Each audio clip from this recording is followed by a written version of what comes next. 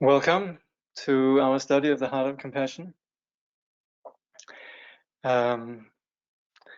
It's a privilege to be presenting this, and as always, we'd want to approach this practice with an awareness of how this actually has relevance for the situation of suffering that exists across communities and nations and individuals throughout our world. So we understand how that the suffering that we see everywhere comes back to a sad condition of self-centering, selfishness, and clinging to a self. And where we very often think, well, I ought to be a selfless person, this is rather difficult. And we might actually think that we're somehow violating ourselves by being selfless. But what's wonderful in the Buddhist teaching is actually that selflessness is understood as the very nature of our reality. And so acting with the interest of others and acting with an awareness of others in this world is really the great secret of life. And this is a key feature really of the Buddha's teaching. It's not just that we should be selfless persons, but it's actually that there is no self. And the moment that we act with self-centering, we suffer. The moment that we act with selfless awareness and compassion, kindness, and so on, then suffering ceases. Perhaps not instantly, but we're on the right track. So really the key theme throughout the Buddhist teaching, selflessness, is then further cultivated with an awareness of the really the two aspects of compassion and wisdom. So understanding reality, and through understanding reality also being free of this self-centering, then naturally the quality of this freedom is compassion. So we would really want to approach this study with the motivation that we're onto what ails the universe at large and wishing to remedy this. The teaching we have here is an upadesha. It's a pith-instruction. It's very much geared towards practice. So of course there's a fair bit of reasoning, and there's you could say there is a fair bit of logic, but above all, this is intended to be something that we apply in our practice of meditation. It's something that hopefully should somehow get under our skin and become part of us. What makes this particularly, or what facilitates this, is that it was written by a great sage, someone who embodies this, and it's then coming down to us as taught by another great sage, the late Dilgo Khyentse Rinpoche, who lived and taught in this era. And so we really have you could say, a lineage of authentic teachers from whom we are being presented these ideas. So this is very much something that comes to us as part of a living transmission. So last time we looked at some of the initial preliminaries. We look at Ngulchu Togmé's life, and then we looked at some of the initial preliminary reflections, and now we're going to be looking at some more of these foundational perspectives. Some of the things that we're going to be presented with here might not be that easy to do, but even if we can't do it personally, it enables us to understand how practitioners have gone about applying the path down through the ages. And it also does provide a very realistic perspective on what would be helpful Now, for example, there's a fair bit of mention of abandoning one's native land and abandoning friends and so on and so forth, which for many of us is not that easy. We live in a civilization and a culture where it's just not readily available, retreats and so forth. And also some of our life situations doesn't really afford abandoning people as such. But at the same time, the meaning here should really be understood in terms of how we can apply it. So even if we might not be able to do some of the external gestures that are being suggested here, they're very much the spirit of what's behind it should be fairly clear to us. Now, I should also say that as we go along in this, please feel free to type in questions in the question box, and I'll stop every once in a while and have a look at the questions and try to answer them if I can. So we're still in part one, which is the preparation. And yes, second, an exhortation to abandon your native land, the source of the three poisons. Okay, so let's see. Ngulchu Togmé writes, in my native land, waves of attachment to friends and kin surge. Hatred for enemies rage like fire. The darkness of stupidity, not caring what to adopt or avoid, thickens. To abandon my native land is the practice of a bodhisattva. So this is not that easy. At the same time, if we look down through the history of Buddhism and in Buddhist cultures and so on, this is the general practice. And it's a bit like, you know, in our culture, people go off to study medicine and they go to universities and they focus on that for a number of years. Similarly, other higher educations, there has to be this notion of retreating away from distraction and focusing. So this is also what we're suggesting here. In Buddhist cultures, then very often there are places one can go to, retreats and so on. And there's a recognition that when you have these sort of circumstances, then attachment, aversion, and ignorance, they lessen. At the same time, and what particularly applies then if we can't do that, is of course that what we're doing is abandoning essentially what really is the objective, aversion, attachment, and ignorance. And this, of course, we can do even within a busy everyday life situation. We can work on that. So the implication is that we stay within our native culture. We could end up wasting our life. But here, I think, again, it applies that if we might want to take native culture as a metaphor for our habitual patterns. So if we could, of course, if it's possible for us to go off to monasteries and retreats, fine. But if we can't, then it doesn't mean that we should give up the practice of the path.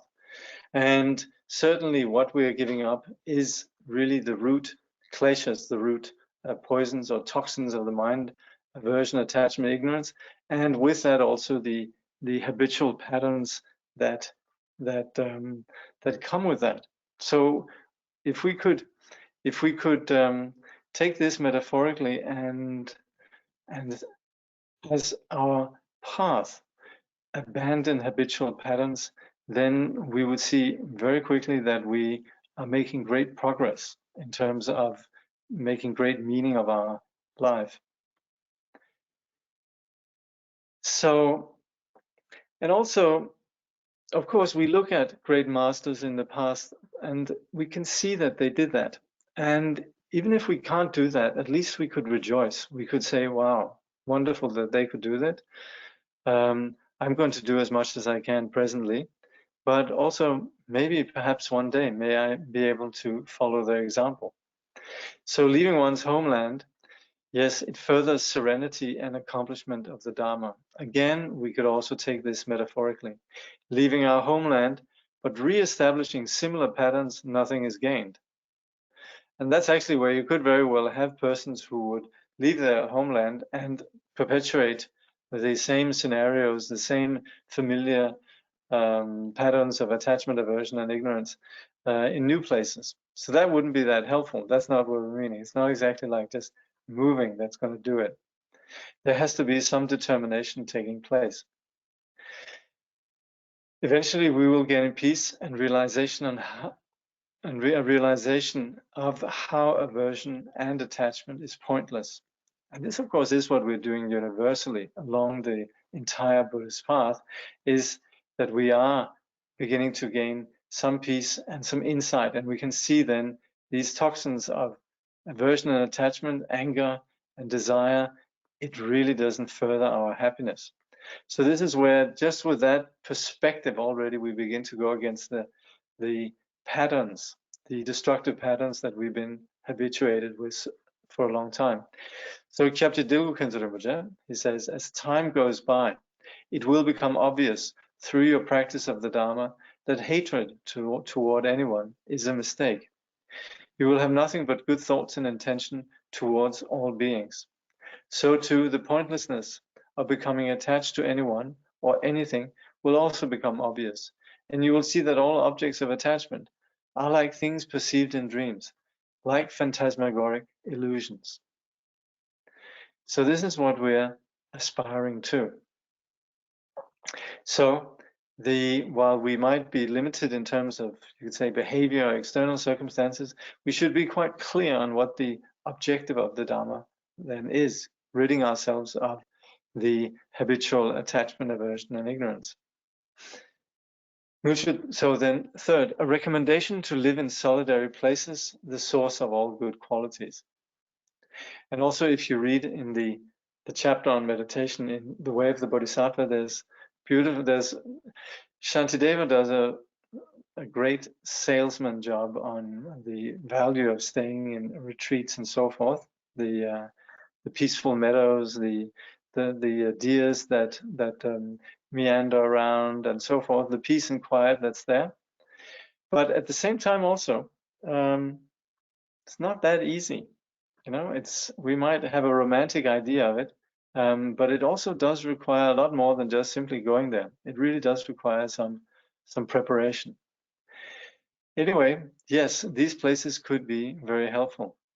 And that's where Ngulchu Togmé says, when unfavorable places are abandoned, disturbing emotions gradually fade. When there are no distractions, positive activities naturally increase. As awareness becomes clearer, confidence in the Dharma grows. To rely on solitude is the practice of the bodhisattva.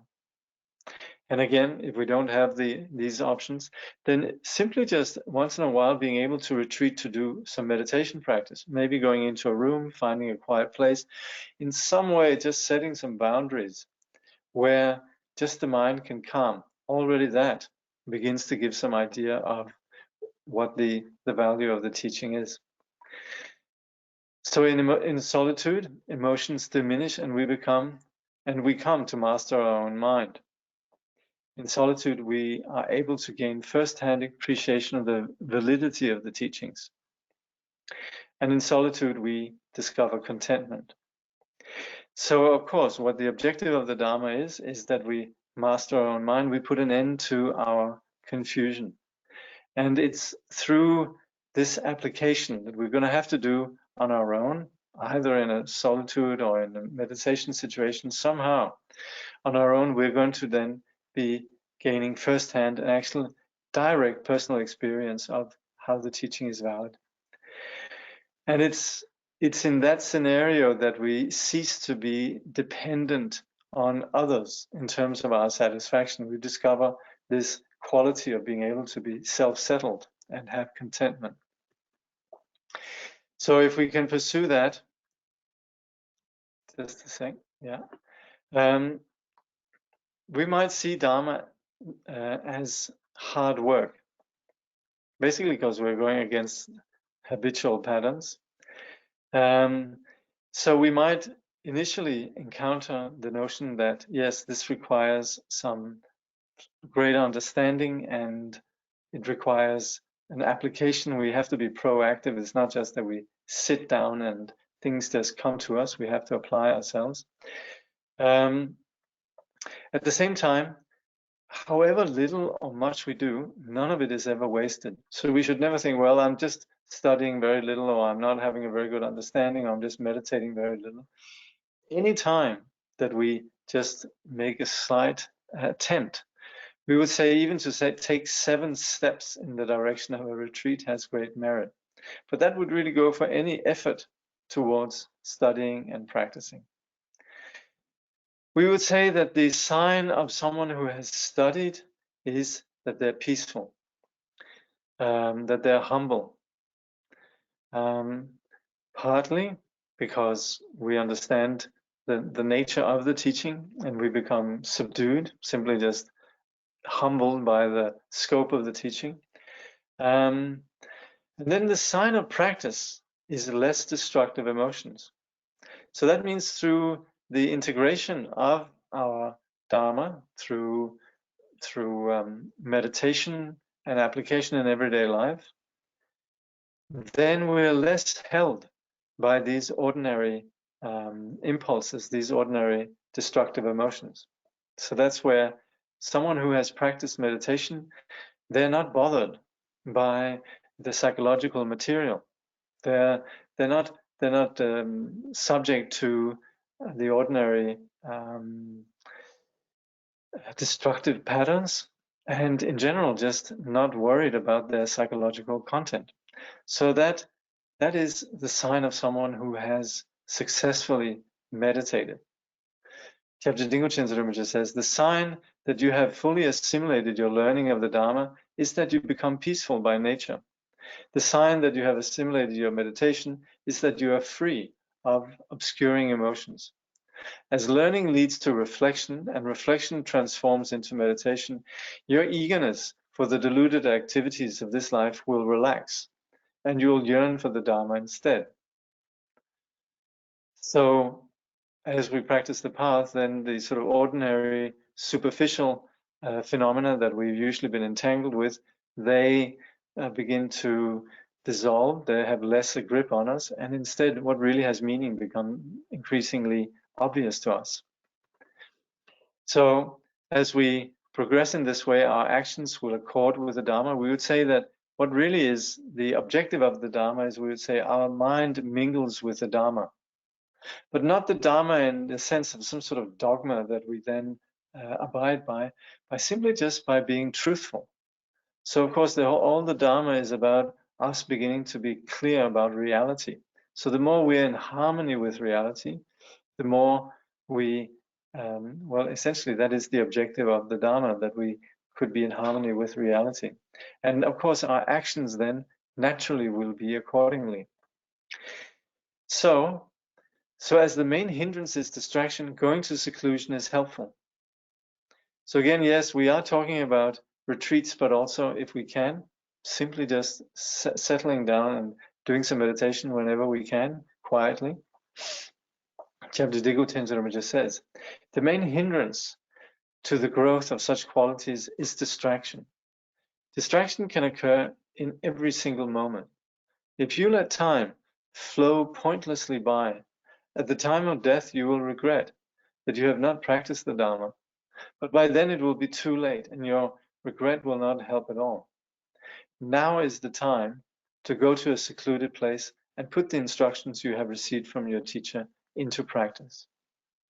So essentially we shouldn't procrastinate, and what really is the issue is that we're distracted. We're carried away by habitual projections, and there will be a time where if we have let that go too far, we'll have deep regret about not having used the opportunity. So regardless of what our situation is, it's imperative that we really apply whatever teachings we've received now. Fourth, to reflect on impermanence in order to give up the concerns of this life. So this is where we begin to get our priorities straight. Close friends who have long been together will separate. Wealth and possessions gained with much effort will be left behind. Consciousness, a guest, will leave the hotel of the body. To give up the concerns of this life is the practice of a bodhisattva. So the bottom line is, us engaging with ordinary affairs leaves us disappointed. If we engage in the Dharma, we gain satisfaction. we unfortunately are fooled into believing that whoever we're attached to, that we can stay with them. We are fooled into believing that wealth and possessions is something that really is there for us. And we're fooled to believe that this life will last, will just last. So that's where the intelligent thing, the practice of the bodhisattva, is to give up these baseless, naive assumptions. We are fooled in terms of what looks impermanent, or rather the impermanent looks permanent. That we're fooled into thinking that things last. They don't. The thing is, our life all the time is running out of time. Like Khyentse and Ngulchu recently published a work called "Living is Dying." So presently, our fate is sealed, so to speak. There's this Tibetan saying, like a frog in the mouth of a snake, you are already in death's mouth. This is not necessarily something that is intended to bring doom and gloom, but it's just about to shake us a bit, to wake us up, and for us to be clear on what really has value. Thing is, when we die, consciousness continues, and we wander on, and so life after life, futile suffering ensues. So we want to break this pattern. We should make use of this opportunity. This is different from what we're taught generally. As educated persons in the modern world, we would assume that once there's clinical death, then consciousness subsides. But consciousness is not really a phenomenon that falls under the scope of what a materialist science normally objectifies as the scope of its knowledge. So science is not really in a position to understand consciousness, and by its own admission, consciousness is the hard problem in modern science. Thing is, consciousness is not contingent on material matters, it's not contingent on neurobiological systems and so forth. So to assume that consciousness would end at the end of this, the physical body exhausting, is simply not logical. To assume that consciousness would be something that was produced by unconscious entities is really denying what we can observe empirically all around us, namely that effects generally correspond to their cause. So consciousness is not something that is in any way tangible and material, and it doesn't have the nature of just finishing, ending. And as a result, then we are re-embodied again and again. In this life, we can see this happening all the time, but this is also something that continues. So those who are knowledgeable about the nature of consciousness, they unanimously agree that there will be life after life. And as long as we still are caught within the confused condition of mind, it's not like anything is going to be better, really. If we just leave it without doing anything, if we're just passive. And that's where it's so important, and this is the message that's really key to the reflection on impermanence, is that we should make use of this opportunity. So we don't reflect on impermanence, just saying, it's not going to last, it's no fun, but it's more just to say there's an opportunity right now, and it would be essential to make use of it. Khyentse Rinpoche says, ordinary worldly concerns bring only suffering and disappointment in this life and the next. The appearances of samsara are highly unstable, ever-changing, and impermanent, like lightning as it flashes across the night sky. To reflect on the impermanence of all phenomena helps turn your mind toward the Dharma. So there's a very positive slant on this reflection on impermanence, which is that there's something we need to do, there's something really good we need to do, and we shouldn't be fooled into being distracted. So Rinpoche says, the thought of death turns your mind towards the Dharma. It inspires your endeavor. And finally, it helps you recognize the radiant clarity of the Dharmakaya. It should always remain a major subject of your meditations. And he also says, the body is the servant of the mind. It can act positively or negatively. You can use this body as an instrument to achieve liberation. Do not waste your time. Take advantage of the opportunity you now have to meet spiritual teachers and practice the Dharma. Fifth, the need to avoid unsuitable friends, being with whom creates adverse circumstances. So we'd want to stay clear of bad company. Ngulchu Togmé says, in bad company, the three poisons grow stronger. Listening, reflection, and meditation decline, and loving kindness and compassion vanish. To avoid unsuitable friends is the practice of a bodhisattva. The thing is, we are influenced by those we keep company with, and we have ordinary persons that could be bad company. We also could have spiritual company that's also is bad company. That's where inauthentic gurus, they waste our present life and they ruin future lives. So that's where it's important really to ascertain the authenticity of the teacher or the spiritual guide. So, as we know, unsuitable friends, they increase our negative emotions. And on the contrary, genuine spiritual friends will inspire us. This is something that we can observe within our own experience. This is not that difficult to understand, but it's such an important point really to rely on and just see really what happens when we spend time within a particular group or within not just, you could say, group of people, but even within a particular discourse, that we familiarize ourselves with a particular belief system. 6, to rely on a spiritual teacher whose presence creates conditions favorable to your progress.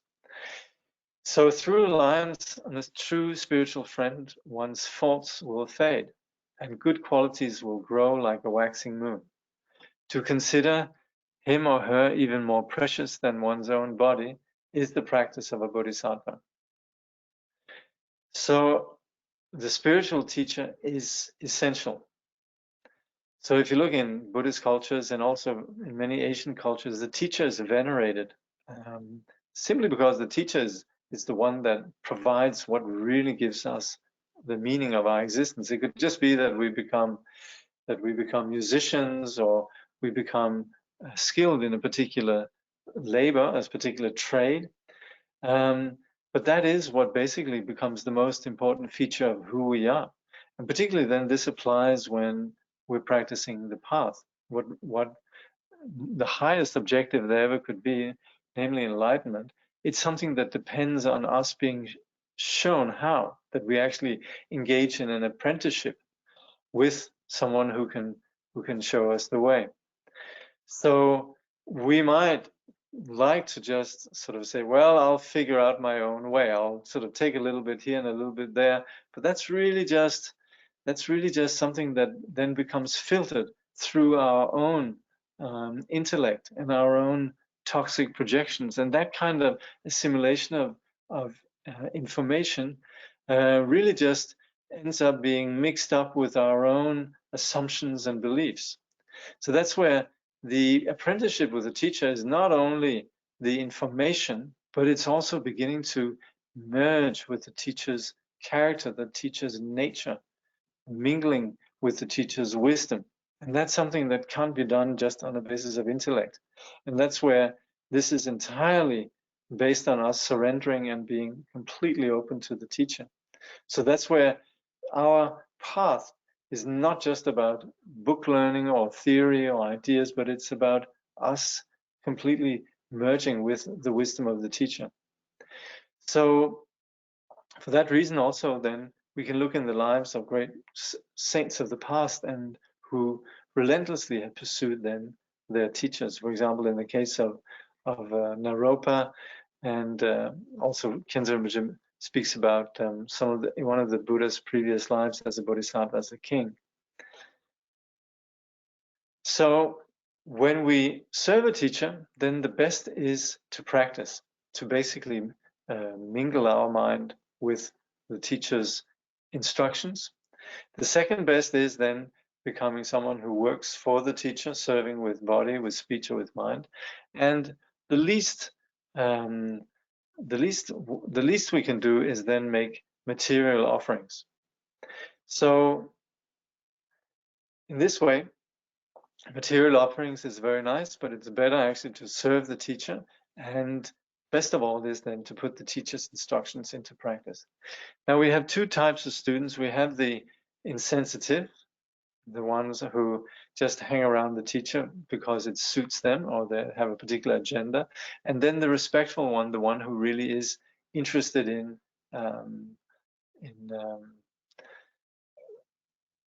gaining what's really valuable from the teacher.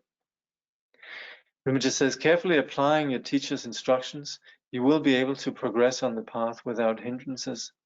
Like a blind person who finds a perfect guide to lead him past a dangerous precipice.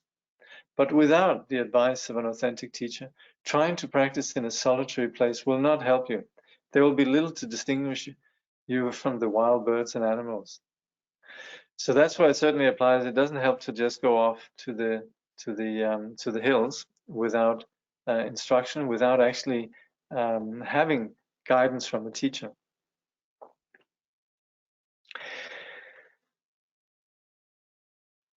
I remember Khyentse and Ngulchu Rinpoche, one place he actually talks about one retreatant that came back, and he had spent, an impressive number of time, several years, up in the mountain near Mount Everest, Lapchi. And yet he confessed to Khenpo Trangpo that Khyentse and Trangpo that yes, he had been there, but he hadn't succeeded in taming his own mind. And this is where it's so important that we have the instructions, that we have really spent time with a teacher and properly understood what the teacher is trying to tell us. So we need to pay attention to the instructions with devotion and check if we're applying them. So once we have assessed the authenticity of a teacher, then to really be open to what the teacher is telling us, and also to continue to see if we're actually applying these teachings as they are intended. So we don't just sort of hook up with the teacher and then sort of expect something miraculous to happen. It has so much to do with really being proactive in terms of being sensitive to the teacher, and also then humbly checking, am I really applying these teachings? Khyentse Rinpoche says, even a few words of instruction from the Guru can bring you to enlightenment. Therefore, pay attention and assign great value to each and every word of his teachings. Reflect on their meaning and meditate upon them. Always check whether or not the way you have understood the teaching and put them into practice. This works as an antidote to your inner confusion. Keep your devotion constant and unwavering. The teacher is the jewel that fulfills all wishes. So at the end of the day, everything that really has value is embodied in the teacher. And so for us to imbue our existence with this value, it's essential that we have this continual attention to what the teacher is teaching us. And even if the teacher is not there, to keep the teacher in mind. So faith is essential for the process of the path, and without faith, we won't discern the teacher's quality. Without faith, we won't experience those qualities in ourselves.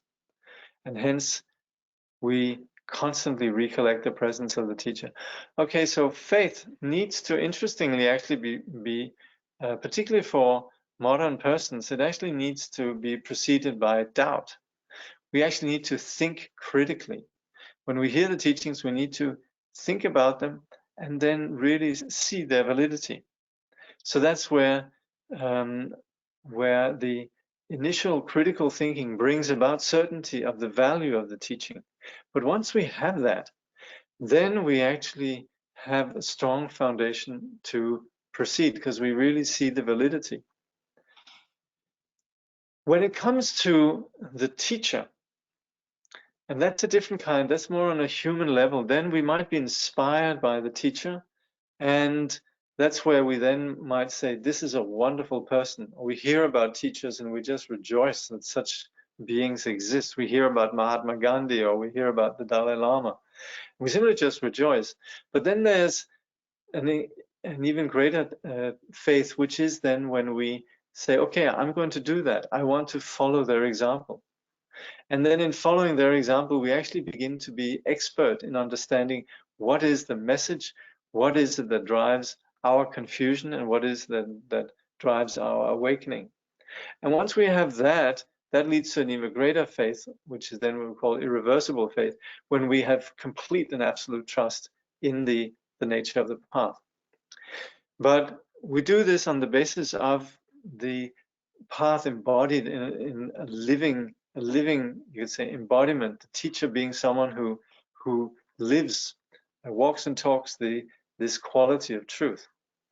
Khyentse Rinpoche says, if you have faith in the teacher, you will receive the blessing of his enlightened body, speech, and mind. Never tire of gazing at the teacher, as a true master is rare in this world, and is rarer still to be able to see one.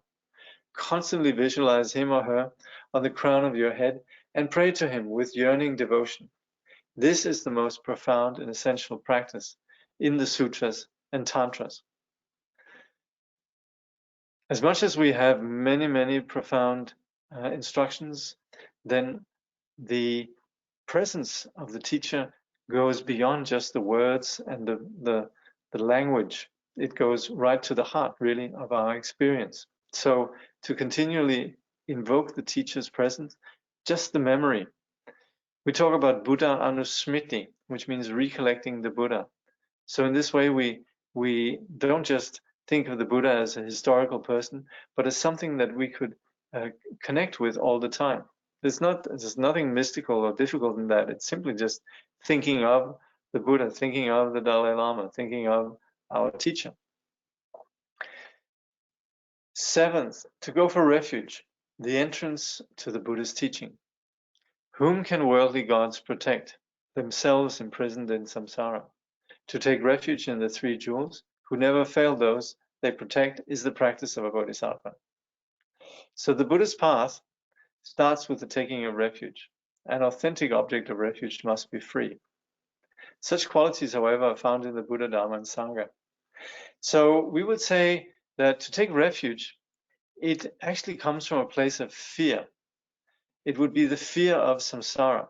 It's not that we associate with the Buddhist teaching to sort of become more glamorous and glorious, but it's really just refuge is a situation of desperation. We're escaping from the war zone of samsara. And that's where we would want to make sure that we can really find safety. So that's why we talk about an authentic object of refuge has to be one that no longer is subject to what we're escaping from, namely confusion. So that's why we wouldn't want to take refuge in what really just would be temporary solutions. Someone who maybe would make us feel good, or something that just temporary is convenient. Taking refuge in the Buddha means to really want to get to the depth of where does suffering comes from.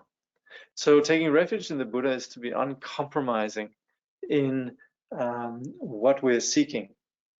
And then we have the teaching, the instructions from the Buddha, and also the Sangha, those that journey with us. So the Buddha's enlightenment can be described as possessing these three dimensions that we call Dharmakaya, which is the lack of confusion, simply just the body of reality. This is something that's entirely intangible. It's simply just the absence of confusion. But this comes with qualities, what we call the Sambhogakaya, or the body of joy, which are all the natural qualities that are innate from this absence of confusion and basic to the pure ground of our true nature. Nirmanakaya is then the manifestation of this enlightenment, and that is also that which manifests to others. So Khyentse Rinpoche says the Dharmakaya is the absolute, inconceivable, empty expanse of wisdom. The enlightened wisdom mind of the Buddha is imbued with awareness, compassion, and ability. Beyond all conceptual elaboration, its expression is the 5 primordial wisdoms. The Sambhogakaya is the natural display of these 5 primordial wisdoms arising as the 5 certainties: the perfect teacher, the perfect teaching, the perfect time, and the perfect place, and the perfect retinue. The Sambhogakaya remains by nature unchanging and unceasing throughout the past, present, and future, beyond growth and decline. So this is the nature that is always there. And all the qualities of enlightenment that are never obscured. There's the absence of confusion, and there's all the qualities of enlightenment that are always there. But we don't really experience that. And that's where, on the basis of the capacities of sentient beings, then enlightenment will manifest in various ways. So Khyentse Rinpoche continues, Buddhas manifest as the Nirmanakaya, according to the different needs and capacities of beings. And thus the Nirmanakaya appears in countless different forms. So we would say enlightenment is the ground nature of everything. And despite our confusion, this presence of enlightenment is continually there. And so in so many ways it just manifests, bursts forth, or based on our personal aspirations will be manifest as a teacher, but also in many other ways.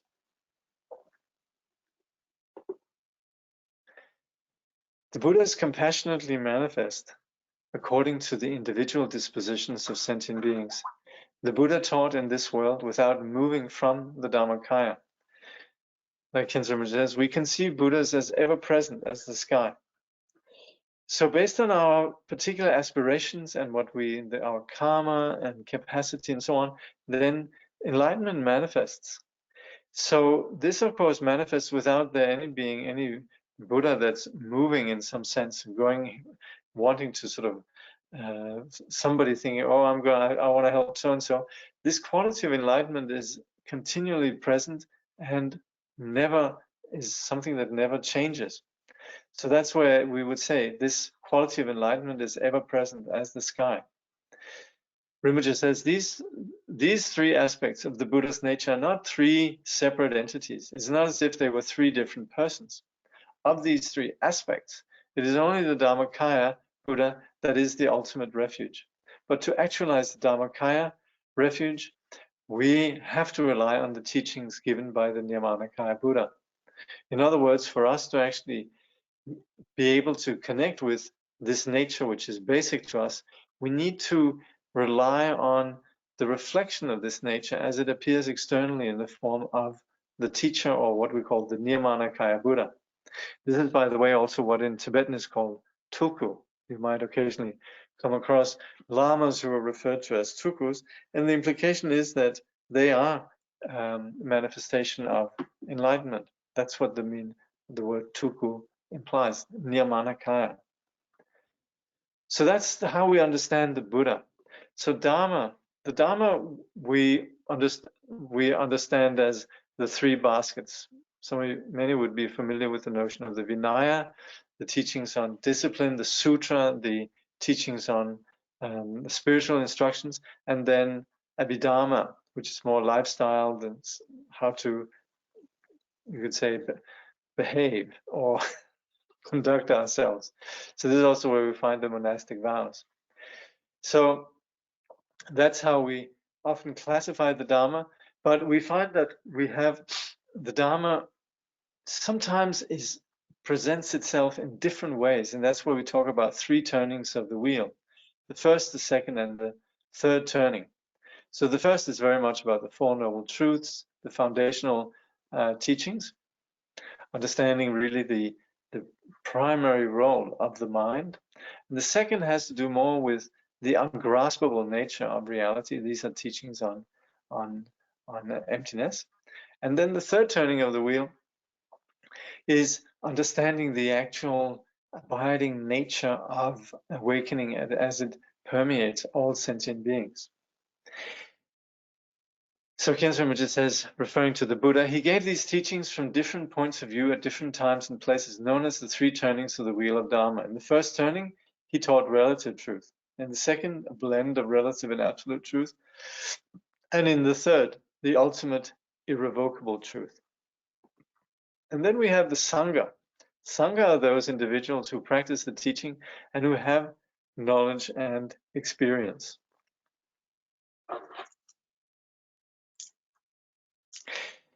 So, Khyentse Rinpoche says the third of the three jewels, the Sangha, is the community of the Buddha's followers. It includes the 8 great bodhisattvas, the 16 arhats, the 7 patriarchs that succeeded the Buddha, and all those who teach the Buddha's teachings, along with those who practice them.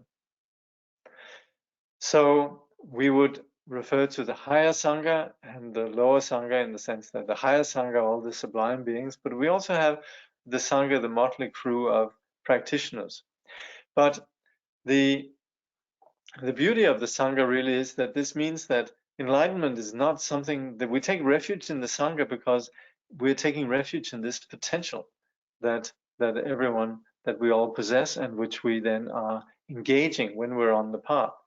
So this also means that we don't objectify enlightenment as being exclusively within the domain of the Buddha, but something that can be experienced by every sentient being as long as they engage with the teaching, the path. And that's where we then have the Sangha as a refuge. So in the general Buddhist path, the Buddha is the teacher, the Dharma is the path, and the Sangha are the companions on the path. When we talk about the Mantrayana, then we see the Guru as the Buddha, the Yidam deity as the Dharma, and the Dakini as the Sangha.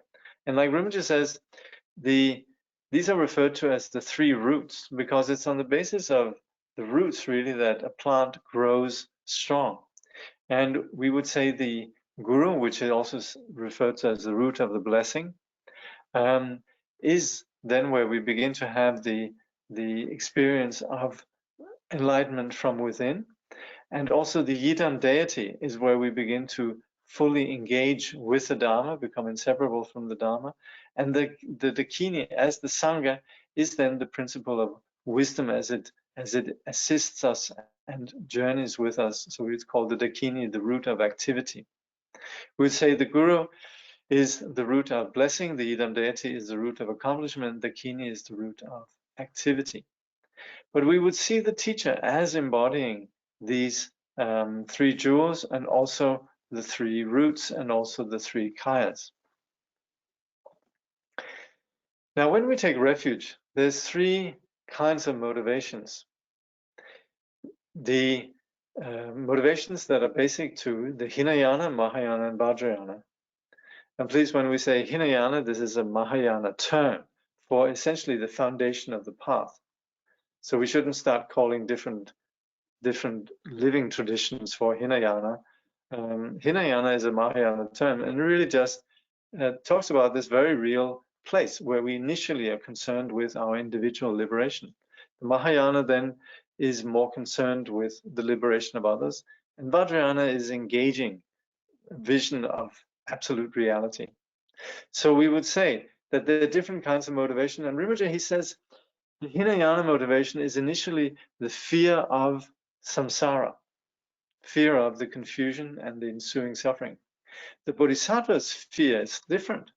The bodhisattva fears nirvana because for the bodhisattva it would be unthinkable to just escape and leave everybody else behind. So the bodhisattva fears nirvana. And then the Vajrayana is the path that takes the innate absolute abiding condition, the Buddha nature as the path. We would say that the Vajrayana practitioners, they take refuge out of fear of delusion. So as far as duration goes, then the Hinayana is just for this life, or for the Mahayana and Vajrayana, this is for until everybody has attained enlightenment. But basically, to what we are suggesting here as bodhisattvas is that we take refuge together with all sentient beings until enlightenment. Khyentse Rinpoche says, a king whose predominant concern was the welfare of his subjects would be considered a noble king, while a king who looked after his own welfare and comfort at the expense of his subjects would be judged shameless. Likewise, you should not take refuge with a narrow-minded concern to attain enlightenment for yourself alone. Throughout your past lives, you have been connected with all beings, and at some time or other, all of them must have been your loving parents. You should take refuge for their benefit. So we should be like a king who really looks out for others. Taking refuge is the gateway to all the Buddha's teachings and all vehicles. So this is the foundation, that we have this initial commitment to truth, to seeing the Buddha as embodying complete awakening, and no longer sort of putting up with just temporary solutions, really wanting to get to the bottom of what drives confusion and suffering. This is then the entrance gate to all the various teachings.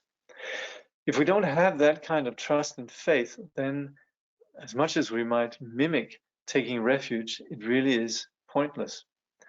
We have then these four kinds of faith: vivid, eager, confident, and irreversible faith. So that is where we initially inspired. Then we are with the vivid faith, and eager faith is that where we want to do it, we want to follow ourselves. Confident faith is when we are properly understand what's involved, and irreversible faith is when there's no way we could be swayed in any way from the path. So Khyentse Rinpoche says, to take refuge in a genuine way, you should have these four kinds of faith, especially irreversible faith. Faith and devotion make you a perfect container for the nectar of blessings that pour from the teacher, so that your good qualities steadily grow like the waxing moon. So faith means that we are really in a position to learn. We could intellectually learn things, knowledge, data, regardless of how we feel about the teacher. But it takes time, and we don't actually learn that quickly. Whereas if we have deep respect, then we learn a lot, and it doesn't take that long. We retain what we hear, and moreover, we are able to gauge that which is beyond words. Again, this is where we would be open to what we could call blessings, that we're sensitive to that which is the naked quality of wisdom and also compassion. So much can take place when there is this condition of faith. So without faith, taking refuge would be pointless. And once we take refuge, then there's work to be done. Then we are onto what we understand how cause and effect works in terms of our confusion and our awakening. So then when we understand what really we get to the bottom of things, then we need to apply this insight. Rinpoche says, without faith, taking refuge would be pointless. It would be like planting a burnt seed, which will never sprout, no matter how long it remains in perfect conditions in the ground. Without faith, you will never be able to develop any positive qualities. Even if the Buddha were to appear in person right in front of you, without faith, you would fail to recognize his qualities, and you may even conceive erroneous views on him, as some heretic teachers did in his time.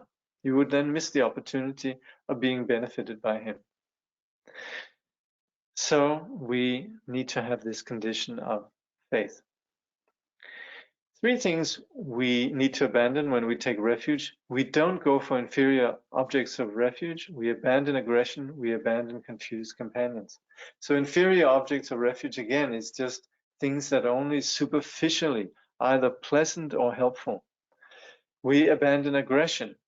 We adopt this quality really that is essentially associated with the Dharma, namely this understanding of the nature of reality, this nature that goes beyond our self-centering.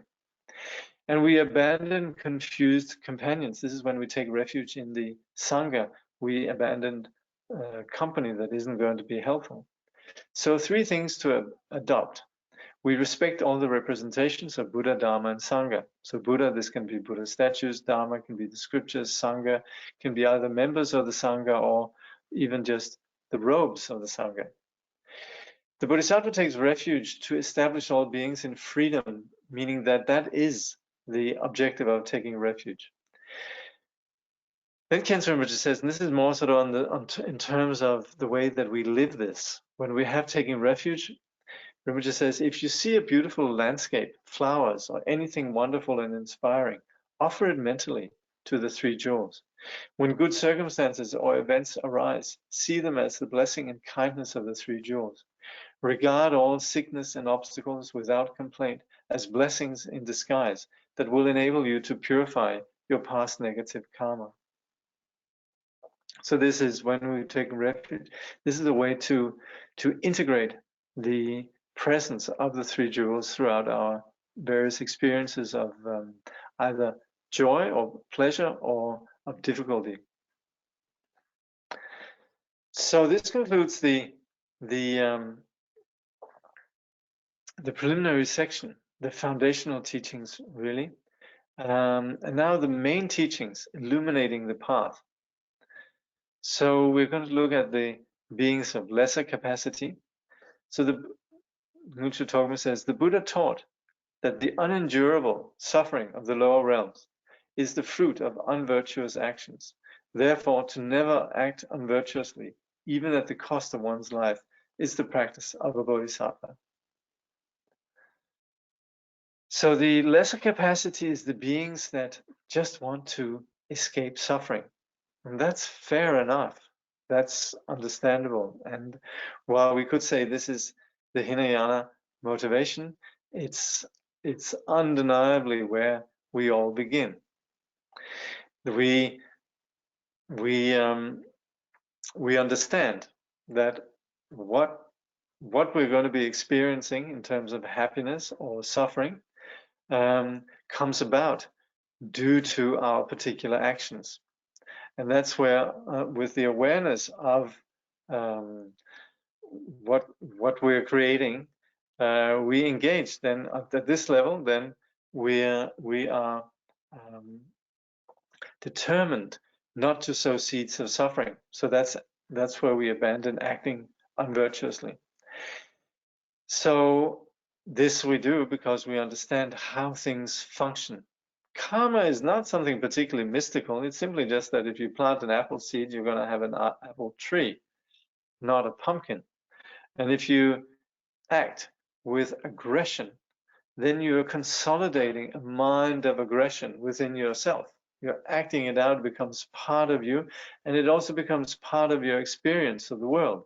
So that this aggressive nature is going to be part of what we carry with us, also in terms of what our projections of an external world they manifest as. So we're going to experience aggression coming back at us. So understanding cause and effect is really essential to the whole path. So there are 4 black dharmas we should avoid and 4 white dharmas that we should keep to. So the 4 black dharmas are deceiving those worthy of respect. This is like the wrong place. This is like going to the doctor and saying, I'm absolutely fine. So there's no point in deceiving those who are worthy of respect. To cause sadness by bringing doubt into someone's mind about the value of his or her virtuous actions. Well, somebody does something good, we shouldn't make them feel bad about that. And to criticize and denigrate holy beings is really not a good idea, because these are rare in this world, and it's preventing others from actually connecting with these rare and holy persons. And to be dishonest about your faults and qualities and to cheat others. So again, this is simply about not being straightforward, especially if it's with teachers that we pretend to have qualities that we don't. So Khyentse Rinpoche says, confess every negative action you commit, even in a dream. Do not be confused about how to act in everyday situations. Try to keep your actions in accordance with the instructions given by your teachers. Now, confession in a Buddhist context doesn't mean that when we confess, we begin to think of ourselves as bad persons. Whereas if we just pretend it didn't happen and don't confess, then we're not bound as being, you could say, tangled up with this neurotic pattern. So confession very often in ordinary life or ordinary a way of speaking about confession is somehow associated with either being how do you say, beginning to define oneself in terms of the negative action, and also sometimes confession is seen as a completely corrupt institution. But what we mean with confession in a Buddhist context is really just that we part with a negative uh, style of action, and we get on with our life. So basically, the Tibetan word confession is shakpa, which means to part with. So it's just that we park it by the side of the road and we move on. So that is where we're very clear that we could be very straightforward about negative actions that we commit, just in the sense that we just don't want to do it anymore. We don't want to keep holding on to that. The four white dharmas are not to tell a lie, even at the risk of your life. And this, of course, doesn't apply. This doesn't mean white lies, but it just means really being dishonest. To respect and praise the bodhisattvas is to honor those that are worthy of respect, and that they are sort of the beacons, really, that inspire and guide us. To be free of deceit and benevolent towards all beings means to be honest and straightforward, and to lead all beings to the path of enlightenment. This is what we would want to do. Khyentse Rinpoche says, all the teachings of the Buddha say that every action has a result. This is the infallible law of cause and result. So the entire Buddhist teaching can really be understood in terms of karma. Simply what we do has an impact. So if we I can't remember, there's one place, it's a bit like our mind is a bit like a crystal. You place it on a red cloth, it goes red. Place it on a blue cloth, it goes blue. And whatever we infuse within our being in terms of actions, they become part of us. So this is where we should rid ourselves really of what is going to bring suffering, and also put in the conditions for the path of awakening. So there's one question. As for verse 5, it seems to me that most of my friends, colleagues, and even families could be unsuitable friends in some way, because they're only interested in worldly appearance, have no idea what Buddhism is. But avoid them sounds like not compassionate and practical. Could you please share how to practice this properly? Thank you. Yeah, and I'd like to thank you for that question, because that is definitely the reality of us living in the modern world, where we, even if we might live in traditional Buddhist societies, the modern world is so geared towards everything that has to do with the superficial level of material appearance. So it would be almost synonymous with leaving everybody behind. So the only thing really we can do is to not be, so while we externally engage with them, to not be influenced by them on a subtle level. So their belief system, we shouldn't go with. So as much as we might mingle with them, and in some way we could say how they talk and live their lives and the priorities they make, we could see they are unsuitable. We could actually handle that by simply just not being influenced. And we should also have compassion with them, because under that, you could say, a superficial level of them being confused about their choices, there's actually sentient beings who are just confused and not knowing really what it is that leads to lasting happiness. And the notion of enlightenment is simply not there. So that's where we are, just out of compassion, we should just stay with them. So we could be compassionate, we could stay with them, we could be both compassionate and practical, compassionate in understanding their underlying good nature, and practical in simply just not being corrupted by their, you could say, primitive thinking or superficial concerns. So the bottom line is to not be swayed in any way by these people, but at the same time embrace them with compassion. So as we can see throughout this text, and of course I'm just summing up Rinpoche's points, and this text that only has value in that, you know, everybody's actually reading the text, because it's just pure gold and pure nectar, really, reading Rinpoche's instructions. But of course, what's implicit in what he's saying is that we need to constantly adhere to virtuous actions, because actions leave an imprint on our consciousness. This is simply just how we function. This is karma. We might want to trust the wisdom of the Buddha and appreciating its full ramifications. So we might not be able to see all the consequences of our actions, but this is where we would certainly want to trust the Buddha. Just like if we come to a new town, we come to Rome, and we don't know our way around Rome, but then we can rely on somebody who's been living there and who knows Rome very well. So likewise, the Buddha, understanding both enlightenment and confusion, is able to guide us and able to actually convey to us the full picture, or at least some guidance in how we should understand the condition of confusion. So while we're studying this, we also need to address our doubts and clarify with our understanding and logic. So of course, we shouldn't just accept everything. When we have the guide in Rome, we also check that this is actually somebody who has lived in Rome. And we can also see through our own experience, oh yes, it's true what he says here, it's true what he says there. We can infer the validity of it.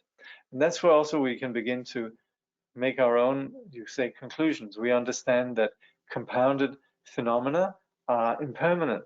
We can begin to see how that is a truth. We can see how neurotic action brings suffering, or tainted action, self-centered action brings suffering, and so forth. So that's where we could have some doubts perhaps initially, but then again, when we analyze and clarify using understanding and logic, we can begin to see the validity of what the Buddha is saying. So we want to take into account that everything that we do has a result. And this is also something we can observe in the external world. Guru Rinpoche, Padmasambhava, says, although my view is higher than the sky, my attention to actions and their effects is finer than flower. So as much as we see great sages that have a vast realization, we also see that they're very, very attentive to their actions. Khyentse Rinpoche says, when your realization of emptiness becomes as vast as the sky, you will gain an even greater conviction about the law of cause and effect. And you will see just how important your conduct really is. Relative truth functions inexorably within absolute truth. So when we understand that phenomena are dependent, they're conditioned, and as such they're empty, we also understand that the way they appear is entirely based on particular actions, cause and effect. So things are never stuck in being one way or another, they're continually shifting. Their nature is emptiness, and yet the way they appear is on the basis of cause and effect. Well, so phenomena have no unchanging solid essence, hence they appear on the basis of conditions. That's the very nature. This apple seed eventually becomes a sprout, and eventually becomes an apple tree. And that's because it's not stuck in just being a seed. It doesn't have an unchanging solid essence as a seed. It is continually developing. So we understand that that ultimate lack of essence, emptiness, is the basis for the view or the understanding of how our reality actually operates. The relative nature of our perceptions is the basis for our conduct. So once we understand that, when we understand that good dreams or bad dreams, we're affected by it. The good reality, happiness; bad reality, suffering. This is something that we're affected by, and hence we act according to knowing how that our actions are going to shape our experience, our perception. Khyentse Rinpoche says, phenomena adorn emptiness, but never corrupt it. If you have a thorough understanding of the way phenomena appear through dependent arising, it will not be difficult for you to understand the view of emptiness while remaining in meditation. We simply remain unaffected. on arising from such a meditation and entering the path of action, you will recognize clearly the direct relationship between actions and the result. This will enable you to discriminate between positive and negative actions. So basically, phenomena are not being stuck in one way or another, but are continually being shaped as they are based on shifting causes and conditions. We understand how to skillfully interact with these phenomena. And yet their lack of inherent existence, this is what we familiarize ourselves with when we practice meditation. You could say when we practice meditation, we're aligning ourselves with reality. But at the same time, we also know how this relative reality is experienced by ourselves. So in this way, we distinguish between absolute truth and relative truth. So then second, so we looked at understanding the nature of phenomena as it is for those who wish to escape the lower realms. And then it says, like dew on grass, the delights of the three worlds by their very nature evaporate in an instant. To strive for the supreme level of liberation, which never changes, is the practice of a bodhisattva. So as much as we'd want to escape negative destinies, we understand that even the higher realms of samsara, they're still imbued with suffering. So with such maturity, seeing through the hoax of samsara, we lose fascination with this pointless drama. So while things might appear to begin with, they also bring discomfort and pain as time passes. So even if we might be in the higher realms just for some period, then eventually they will change into the lower realms. As long as there is karma, we're not beyond suffering, and that goes for the entire realm of realm of samsara. Even the highest realms are still conditioned, and hence they're suffering. Even the gods, eventually when their karma exhausts, they fall to the lower realms.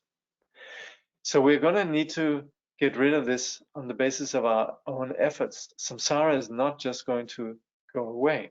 So this condition of our delusion is something that nobody can wave a magic wand and then it will just end. Or we can't supplicate somebody saying, please make it go away.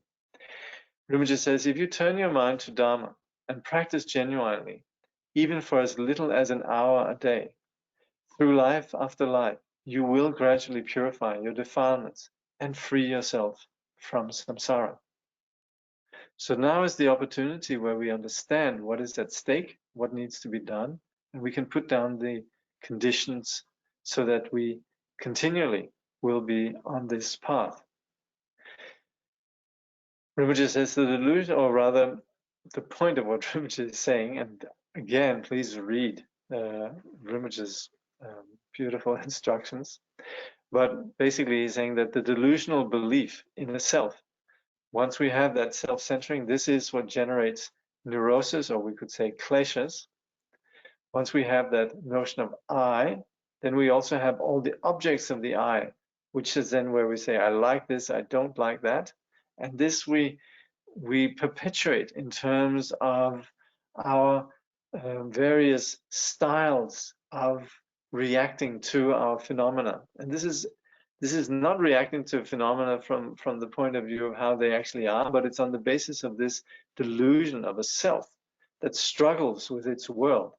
So this is a toxic condition that we call kleshas. The Tibetan word is nyermomba, means essentially afflicted. So once we have these afflicted states of mind and we then begin to act on them on the basis of impulses, these lay down patterns. And that's what we call karma. They become basic to who we are and they become basic to our experience. Now, whatever Buddhist practice we might undertake, whether it's shamatha or vipassana or lojong or vajrayana teaching, then these all contribute to remedying this situation of delusion.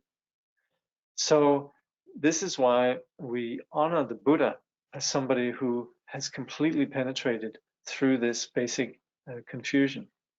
Khyentse Rinpoche says, if you acknowledge the suffering of samsara, you will recognize that the source of suffering lies in your obscuring emotions and the negative actions they engender, and that the source of your obscuring emotions lies in your clinging to the idea of a self. If you can rid yourself of that clinging, suffering will cease. Liberation means freeing yourself from the ties of your emotions and negative actions. Negative emotions, negative actions, what we call kleshas and karma. From a conventional point of view, some might think the yogis are crazy. Some might listen to teachings as a donkey that has been hit on the head with a stick. So from a conventional point of view, and like somebody was just saying before, in terms of the people around us, thinking of enlightenment and thinking beyond just what is immediately here might be considered completely deluded. And so persons who are not interested in the ordinary affairs of this life, people might say, oh, they're crazy. By the way, this has nothing to do with crazy wisdom. Huh? We're talking about just people might think that you're a bit retarded if you don't, appreciate the ordinary fascinations of the drama of the superficial, projections that most people are caught up in. So that kind of determination to be free might be seen as just being deluded. But when you have then someone who really with maturity and insight suggests that you'd want to, reevaluate what's what, reevaluate what really has value and what doesn't have value, people might just think that's not very entertaining, and they might just sit there and look pretty uninspired. Like Rinpoche says, a donkey that has been hit on the head with a stick. He says, those who savor the sheer joy of Dharma practice through having given up all concerns for this life are extremely rare. If I start teaching about turning away from relatives, possessions, house, land, and other enjoyments of this life, people start to look like donkeys that have been hit on the head with a stick. Their faces darken, they feel uncomfortable and uneasy, and would rather not listen at all. So as an example of how great renunciants, how they tick, how they think. Then we have 11 principles or 11 vows, 11 pledges that was of somebody called Tsampa Gyare. And Tsampa Gyare was a great master in early Tibetan Buddhism. He's in 12th century, maybe 13th century. He was the sole student of Lingchen Rebbe, and he's somebody who really is the father of the Drukpa Kagyu tradition, who spread vastly across Tibet, and who were very famous for their dedicated, very hardcore style of practice. It was said that at one point they would say half the people are Drukpa, meaning belonging to this tradition, and half the Drukpas are beggars, and half these beggars are sages, accomplished sages. So they elicited a lot of respect, but Tsampa Gyare was really like the fountainhead of this vast movement of great practitioners. So I'm just going to read through them, and I think to some extent this is self-explanatory, but if not, then also something that's worth thinking about. So 1, not to conform to the attitudes of ordinary people, but to stay alone. To leave your native land far behind. To feel that you have had enough of sensual pleasures. To maintain the humblest possible condition, thereby being free from caring what others think. To keep a spy posted in your mind, the meditation on ridding your mind of attachment to loved ones.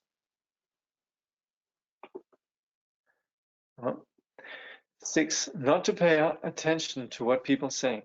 Whatever they may say, simply leave it be and let them say what they will. 7, not to feel distress even if the winds carry away all that is dear to you. To have nothing to regret in this life, as though you were a dying beggar. 9. To continually recite the mantra, I need nothing. 10. To keep the reins of your destiny firmly in your own hands. 11. To remain enveloped by the cloud of authentic practice. So even if we can't do this, we could certainly admire those who have successfully done that. With regards to 9, this mantra of I need nothing, I remembered actually that Tsangpa Gyare is he has what's called the 3 fierce mantras. This is not in the text, but I just remember it. And these I always thought were pretty, actually not always, I only encountered these about a year ago. This is one of these wonderful things with social media. It appeared somewhere and Facebook, and somebody notified me about it, or Instagram or something. But anyway, it's they're authentic. And these 3 fierce mantras, they are: whatever has to happen, let it happen. In Tibetan, Chiyon Sho. Whatever the situation is, it's fine. Kanta Son. I don't need anything whatsoever. Chikyang Gopame. In one translation, actually, they had, I don't need anything whatsoever apart from the Dharma, which is fair enough. But basically, I'm fine. That kind of, this is, of course, we might think, oh, that's kind of like removing ourselves from the world. Not really. It comes from a very compassionate place, but it's really in regards to just having that, you could say, way of handling circumstances. Whatever has to happen, let it happen. This lack of what we call hope and fear. Okay, let's just see some questions. Okay, no questions. All right. So we'll conclude at this point. And in the spirit of what we're studying here, we'll make this aspiration prayer. May bodhicitta, precious and sublime, arise where it has not yet come to be, and where it has arisen may it never fail, but grow and flourish ever more and more. So for the next time, read up to including verse 21. So this is still in the main practice, the path. This will then be the path of superior capacity, for beings of superior capacity.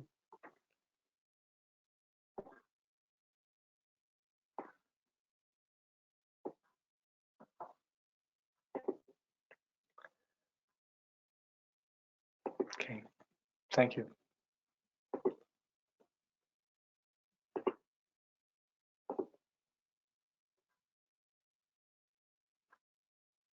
By the way, in case you don't know, I think you do though. This is Captain Dilgo Khyentse Rinpoche, who's teaching us. This is the son of His Holiness Dunyo Rinpoche, Trinley Noble Rinpoche, Dongse Trinley Noble, and this is his son, who is our teacher, Tsongsa Jamyang Khyentse Rinpoche.